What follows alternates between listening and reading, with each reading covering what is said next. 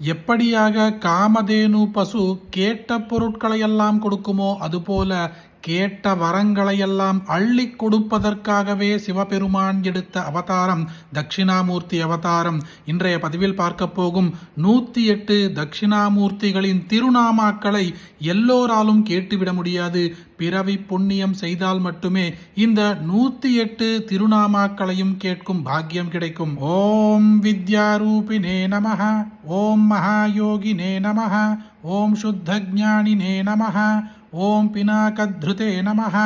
ஓம் ரத்னாலங்கிருத சர்வாங்கினே நமஹ, ஓம் ரத்னமௌளயே நமஹ, ஓம் ஜட்டாதராய நமஹ, ஓம் கங்காதராய நமஹ, ஓம் அச்சலவாசினே நமஹ, ஓம் மகாஜானினே நமஹ, ஓம் சமாதிகிருதே நமஹ, ஓம் அப்ரமேயாய நமஹ, ஓம் யோகநிதயே நமஹ, ஓம் தாரகாய நமஹ, ஓம் பக்தவத்சலாய நமஹ, ஓம் பரபிரம்மரூபிணே நமஹ, ஓம் ஜகத்வியாபினே நமஹ, ஓம் விஷ்ணுமூர்த்தயே நமஹ, ஓம் புராதனாய நமஹ, ஓம் உக்ஷவாஹாய நமஹ, ஓம் சர்மவாசசே நமஹ, ஓம் பீதாம்பரவிபூஷணாய நமஹ, ஓம் மோக்ஷதாயினே நமஹ, ஓம் மோக்ஷநிதயே நமஹ, ஓம் அந்தகாரயே நமஹ, ஓம் ஜகத்பதயே நமஹ, ஓம் வித்யாதாரிணே நமஹ, ஓம் சுக்லதனவே நமஹ,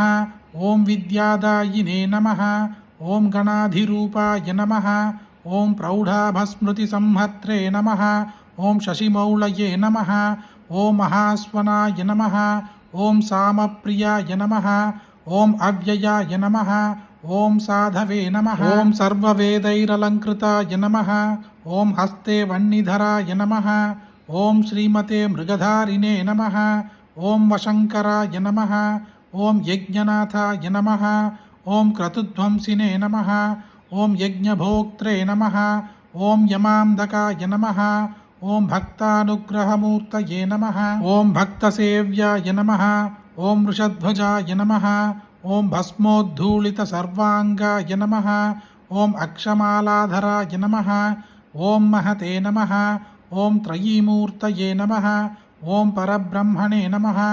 ஓம் நாகராஜைரலங்கிருதாய நமஹ, ஓம் சாந்தரூபாய மகாஜானினே நமஹ, ஓம் சர்வலோகவிபூஷணாய நமஹ, ஓம் அர்த்தநாரீஸ்வராய நமஹ, ஓம் தேவாய நமஹ, ஓம் முனிசேவ்யாய நமஹ, ஓம் சுரோத்தமாய நமஹ, ஓம் வியாக்கியானதேவாய நமஹ, ஓம் பகவதே நமஹ, ஓம் ரவிச்சந்திராக்னிலோச்சனாய நமஹ, ஓம் ஜகத்குரவே நமஹ, ஓம் மகாதேவாய நமஹ, ஓம் மகானந்தபராயணாய நமஹ,